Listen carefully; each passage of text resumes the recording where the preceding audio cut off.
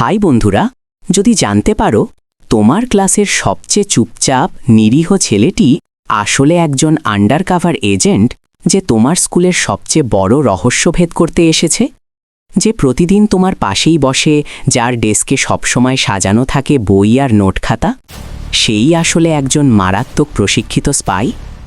দক্ষিণ কোরিয়ার সিউলের সবচেয়ে অভিজাত ও রহস্যময় শিক্ষা প্রতিষ্ঠান হল হান ইউল আন্তর্জাতিক উচ্চ বিদ্যালয় বা হান ইউল ইন্টারন্যাশনাল হাই স্কুল। এটি কেবল ধনীদের শিক্ষালয় নয়, এটি হল ভবিষ্যতের ক্ষমতাধর রাষ্ট্রনেতা, শিল্পপতি এবং বিজ্ঞানীদের গড়ে তোলার সূক্ষ্ম মঞ্চ। কিন্তু গত 6 মাসে এই চকচকে আবরণের আড়ালে চলছে এক ভয়ঙ্কর সাইবার অপরাধের চক্র। দেশের সামরিক ও প্রযুক্তিগত গোপন তথ্য নিয়মিতভাবে এই স্কুল ক্যাম্পাসের মাধ্যমে পাচার হচ্ছে আন্তর্জাতিক বাজারে।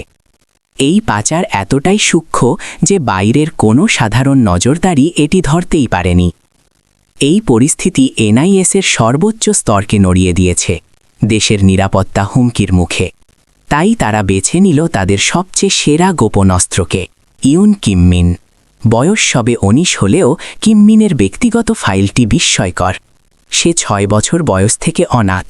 কঠিন পরিস্থিতিতে বড় হওয়া কিমমিনকে এনআইএস তার কৈশোরেই গুপ্তচর বৃত্তির জন্য তুলে আনে। কিমমিনের ট্রেনিং ছিল পৈশাচিক। তার মনকে ইস্পাতের মতো কঠোর করা হয়েছে। তাকে শেখানো হয়েছে কেবল বেঁচে থাকা নয়, শত্রুর ভিড়ে মিশে গিয়ে কাজ হাসিল করা। 5 বছর ধরে সে মার্শাল আর্ট, হ্যাকিং, ভাষা এবং সবচেয়ে গুরুত্বপূর্ণ মানসিক নিয়ন্ত্রণ বা শিয়াপ শিফটিংয়ের প্রশিক্ষণ নিয়েছে। তার জীবনের একমাত্র লক্ষ্য এখন দেশ এবং তার মিশন। কিমমিন তার প্রশিক্ষক কর্নেল জিয়ংয়ের দিকে তাকায়। কর্নেল জিয়ং একজন সাবেক স্পেশাল ফোর্স কমান্ডার। কর্নেল জিয়ংয়ের কণ্ঠ কঠোর।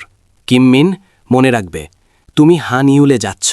সেখানে তোমার আসল নাম নেই, পরিচিতি নেই, কোনো ব্যাকআপ নেই। তুমি শুধু স্কলারশিপ স্টুডেন্ট। তোমার পরিচয় ফাঁস হলে শুধু মিশন নয়, তোমার জীবনও শেষ। ওরা তোমাকে সন্দেহ করলেই তোমার অস্তিত্ব মুছে দেবে। কিমমিন স্থির চোখে উত্তর দেয়, আমি প্রস্তুত কর্নেল। আমার মিশন কোড কালো গোলাপ, ব্ল্যাক রোজ। লক্ষ্য, পাচারের উৎস খুঁজে বের করে নেটওয়ার্ক গুড়িয়ে দেওয়া। মিশন প্রস্তুতি, প্রিপারেশন। কিমমিনকে ইউন কিমমিন নামের একজন মেধাবী কিন্তু অত্যন্ত দরিদ্র ছাত্র হিসেবে তৈরি করা হয়েছে। তার অতীত ফাইল থেকে জানা যায় সে গ্রামীণ এলাকা থেকে উঠে এসেছে এবং সিউল শহরের ঝলকানি তার কাছে নতুন। তার নার্ড ছদ্মবেশটি কেবল পোশাক নয়, এটি তার ভেতরের ভয় এবং লাজুকতা ফুটিয়ে তোলার একটি কৌশল। 2025 সালের এক ঝলমলে সকালে কিমমিন তার ছদ্মবেশ নিয়ে হানিউল স্কুলের বিশাল ফটক দিয়ে প্রবেশ করে। সে তার ব্যাগে থাকা জটিল ইলেকট্রনিক্স যন্ত্রপাতিগুলো মনে মনে পরীক্ষা করে নেয়। তার মোটা ফ্রেমের চশমাটি আসলে একটি অত্যাধুনিক রেকর্ডিং এবং যোগাযোগ ডিভাইস। তার ডেস্কে রাখা বইগুলোর স্পাইনেও বিশেষ কোড লুকিয়ে আছে। ক্লাসটি হল B11, হানিউলের সবচেয়ে অভিজাত ক্লাস। কিমমিন ক্লাসে প্রবেশ করে। নীরবতা ভেদ করে সে পেছনের একটি কোণে তার স্থান বেছে নেয়। ক্লাসের প্রভাবশালী 3 স্তম্ভ। 1. লি জেহুন। সে এক নিখুঁত নেতা। সাদা শার্ট, কালো ইউনিফর্ম এবং টাই, সবই নিখুঁত। কিমমিন তার প্রোফাইল জানে। দেশের বৃহত্তম প্রযুক্তি সংস্থা দ্য লি কর্পোরেশনের উত্তরাধিকারী। তার পরিবারের প্রযুক্তিগত একচেটিয়া অধিকার রয়েছে। জেহুনকে কিমমিনের প্রধান সন্দেহভাজন মনে হয়। জং হানা। সে ক্লাসের মধ্যমণি, একজন ঠান্ডা মাথার সুন্দরী। তার বাবা একজন প্রভাবশালী রাজনীতিবিদ, যিনি সাম্প্রতিক বছরগুলোতে সামরিক চুক্তিতে বড় ভূমিকা রেখেছেন। কিমমিন জানে হানার হাতেই সবচেয়ে বেশি রাজনৈতিক ক্ষমতা। পার্ক চুনসাং। আপাতদৃষ্টিতে একজন বেপরোয়া ধনীপুত্র, কিন্তু তার বাবা প্রতিরক্ষা সরঞ্জাম তৈরির একটি গোপন কারখানার মালিক। কিমমিন তাকে কম বিযোগজনক মনে করলেও চুনসাংয়ের অস্থিরতা এবং খেয়ালি ভাব কিমমিনকে ভাবায়। প্রথম ঘণ্টা ছিল পদার্থবিদ্যা। কিমমিন লক্ষ্য করে শিক্ষক বোর্ডে একটি জটিল সূত্র লিখতে গিয়ে ভুল করেন। জেহুন সঙ্গে সঙ্গে শিক্ষকের ভুল ধরে দেয়। কিমমিন এই ঘটনার সাইকোলজিক্যাল বিশ্লেষণ করে। জেহুন কেবল মেধাবী নয়, সে শিক্ষককেও প্রভাবিত করতে জানে। সে তার চারপাশের সব কিছুর ওপর পূর্ণ নিয়ন্ত্রণ বজায় রাখতে চায়। এই নিয়ন্ত্রণ কি শুধু ক্লাসের মধ্যে সীমাবদ্ধ, নাকি পাচার চক্রের ওপরেও? টিফিন বিরতি শুরু হলে কিমমিন মাথা নিচু করে নোটস দেখছিল। তখনই তার নীরবতা ভঙ্গ করে হানা। নতুন স্কলারশিপ স্টুডেন্ট? হানা প্রশ্ন করে। তার কণ্ঠে ছিল শীতল কৌতূহল। তোমার নাম কি? কিমমিন অভিনয় বজায় রেখে কাঁপা স্বরে জবাব দেয়, ইউন, কিমমিন, আমি গণিতে দুর্বল, তাই আমাকে সাহায্য করতে হবে। হানা হেসে ওঠে, কিন্তু হাসিটা তার চোখ স্পর্শ করে না। গণিতে দুর্বল? অদ্ভুত। হানিউল হলো সাফল্যের জন্য, দুর্বলতা লুকানোর জন্য নয়। দুর্বলতা এখানে অপরাধের সমান। হানা চলে যাওয়ার সময় কিমমিনের ডেস্কে রাখা তার ব্যাগের ওপর দিয়ে দ্রুত তার আঙুল চালিয়ে যায়। কিমমিন তৎক্ষণাৎ তার হাতের দিকে নজর দেয়।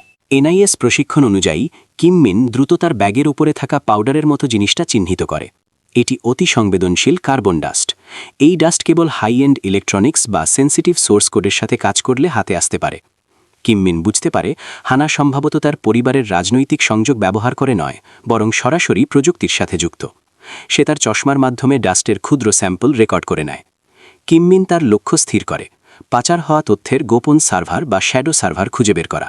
এনআইএস তথ্য অনুযায়ী এটি স্কুলের আর্ট ব্লকের নিচে অবস্থিত একটি অব্যবহৃত বাংকারে থাকতে পারে। কিমমিন সিদ্ধান্ত নেয় সরাসরি সার্ভার খুঁজে বের করার চেয়ে সেই পথ ধরে হাঁটে এমন কাউকে অনুসরণ করা ভালো। তার সন্দেহ গিয়ে পড়ে চুনসাংয়ের উপর। দুপুরের টিফিন বিরতিতে কিমমিন আর্ট ব্লকের দিকে নজর রাখে। সে দেখে জেহুন এবং হানা ক্যাম্পাসের অন্য পাশে লাউঞ্জে আছে, কিন্তু চুনসাং টিফিন বক্স হাতে আর্ট ব্লকের দিকে যাচ্ছে। কিমমিন নেডডের ছদ্মবেশে দূর থেকে তাকে অনুসরণ করে। চুনসাং একা নয়, তার সাথে রয়েছে দুজন বন্ধু যারা কেবল চুনসাংয়ের টাকা উড়িয়ে চলে। তারা আর্ট ব্লকের পেছনের একটি পরিত্যক্ত সিঁড়ির কাছে পৌঁছায়। সেখানে পৌঁছে চুনসাং বন্ধুদের কাছে একটা অজুহাত দেয়, আমার বাবার কাছ থেকে একটা পার্সেল ডেলিভারি আসার কথা, তোরা এখানে দাঁড়া। কিমমিন এই সুযোগটার অপেক্ষায় ছিল। যখন চুনসাং 1 মিনিটের জন্য একা হয়, কিমমিন গাছপালার আড়াল থেকে বেরিয়ে আসে।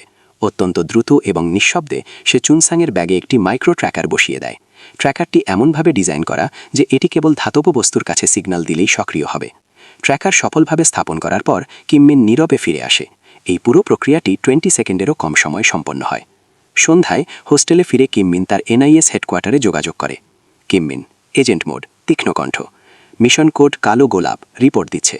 সন্দেহভাজন জং হানায়ের থেকে কার্বন ডাস্ট সংগ্রহ করা হয়েছে। এটি দেশের কোনো গোপন সামরিক ল্যাবের সাথে যুক্ত কিনা তা যাচাই করা হোক। সন্দেহভাজন পার্ক চুনসাংয়ের ব্যাগে ট্র্যাকের বসানো হয়েছে। সে প্রায়শই আর্ট ব্লকের কাছে একটি সন্দেহজনক স্থানে যাচ্ছে। কর্নেল জিয়ং, কণ্ঠ, স্যাম্পল চেক করা হচ্ছে। কিমমিন, আজ রাতে তোমাকে বাংকারের প্রবেশ পথ নিশ্চিত করতে হবে, কিন্তু সরাসরি ভেতরে ঢুকবে না, কেবল অবস্থান নিশ্চিত করে রিপোর্ট করবে, ঝুঁকি নেবে না। কিমমিন, নির্দেশ পালিত হবে।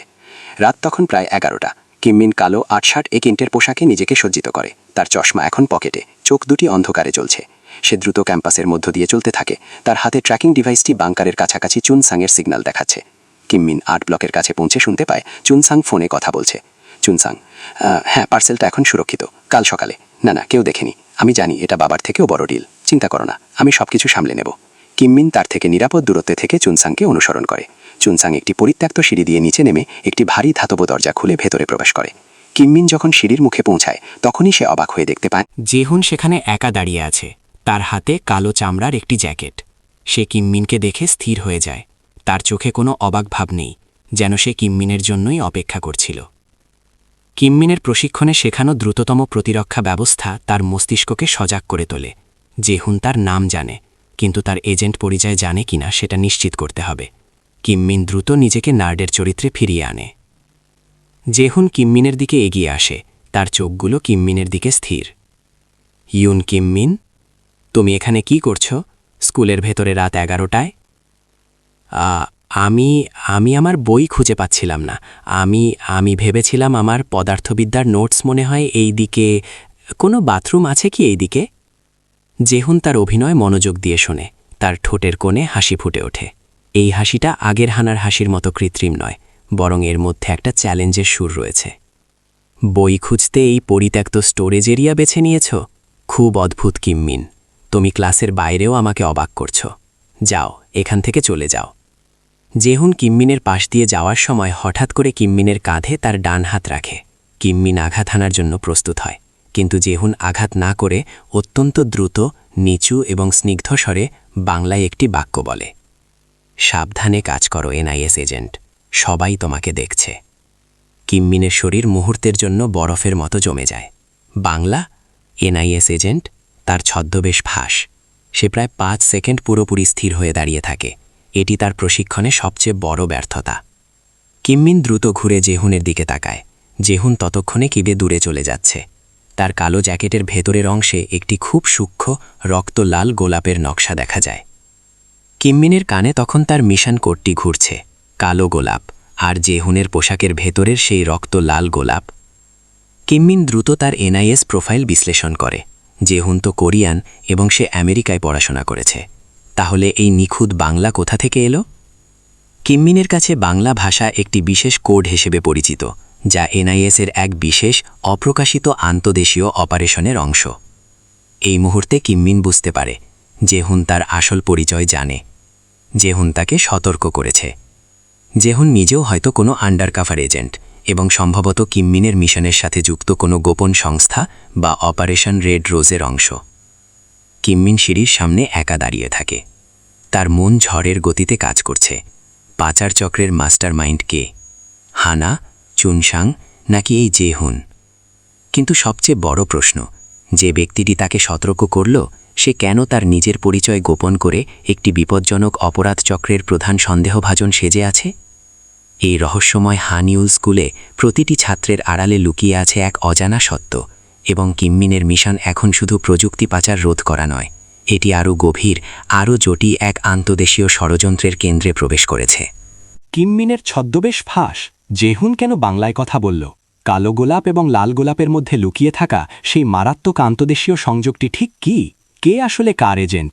এই প্রশ্নের উত্তর খুঁজতে চোখ রাখুন আন্ডারকাভার হাই স্কুলের পরবর্তী পর্বের দিকে। হানিউলের এই প্রতিটি রহস্যের সমাধান কিম্মিনের সাথে বসে দেখতে চান? তবে আর দেরি না করে আমাদের চ্যানেলটি এখনই সাবস্ক্রাইব করুন। আপনার একটি সাবস্ক্রিপশন আমাদের পরবর্তী পর্বগুলো আপনাদের কাছে দ্রুত পৌঁছে দিতে উৎসাহিত করবে। আর যদি এই পর্বের প্রতিটি মোচড় আর উত্তেজনা আপনার ভালো লেগে থাকে, তবে একটি লাইক দিয়ে আমাদের সাপোর্ট করুন। আপনাদের মতামত জানাতে কমেন্ট বক্সে লিখুন, জেহুন কি সত্যি কিম্মিনের বন্ধু নাকি আরও বড় শত্রু?